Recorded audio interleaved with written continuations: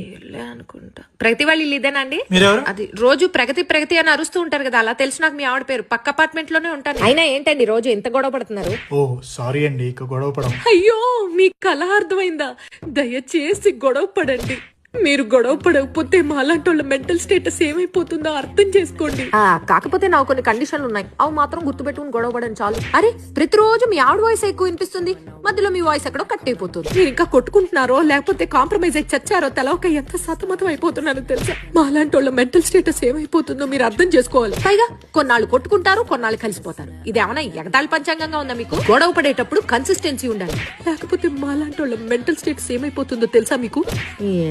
గొడవ మంచి రసపట్లో ఉన్న టైంలో పిల్లల ముందు వద్దులే ప్రగతి, నీకెందుకయ్యా? నీకు పిల్లలంత ఇబ్బందిగా ఉంటే మా ఇంటికి పంపించి గొడవ కంటిన్యూ చేయాలి, లేకపోతే మాలాంటోళ్ళ మెంటల్ స్టేటస్ ఏమైపోతుందో తెలుసా నీకు? అసలు మొన్నటికి మొన్న మీ ఆవిడ పుట్టింటికి వెళ్తానా అని ఇంత గొంతేసుకుని అరిచింది. Suit case